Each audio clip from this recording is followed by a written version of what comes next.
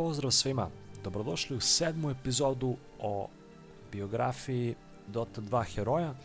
Ovoga puta je Beastmaster na redu, za sada najduža biografija od ovih koje smo do sada pročitali, tako da krećemo odmah.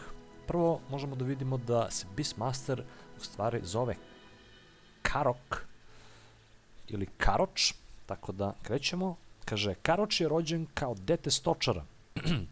Majka mu je umrla na porođaju, a njegov otac, Kovač, poslednjeg kralja Sloma, ubijen je kada je imao 5 godina. Nakon toga, Karoč je poslat u kraljevu menažeriju.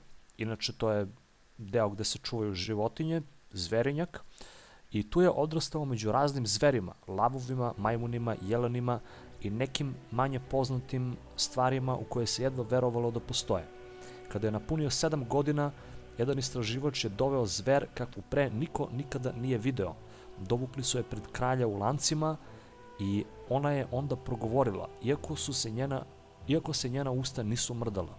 Tražila je da je oslobode. Kralj se samo nasmejao i naredio zveri da ga zabavlja. Zver je odbila i onda je kralj izudarao zver sa svojim ludim skeptrom i poslao je u zatvor.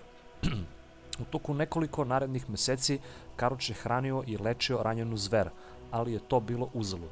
Bez reči zver je govorila Karoču i tokom vremena njihova veza je ojačala i Karoč je shvatio da sada i on može da priča s njom, šta više sada je mogao da priča sa bilo kojom zveri iz kraljevog zverinjaka.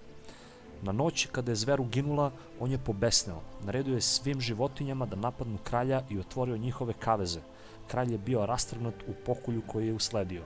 U toku borbe, jedan carev jelen se zahvalio Karoču što ga je oslobodio i sa njim je Beastmaster pobegao iz dvorca. Sada, kao odrastao čovek, Karoč i dalje posjeduje mogućnost da razgovara sa životinjama i izrastao je u ratnika koji je jedno sa divljom prirodom. Dosta onako divlja biografija Beastmastera, po meni zanimljiva, jedna od onako zanimljivijih biografija.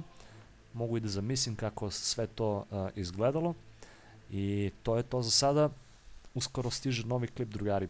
Do tada pozdrav!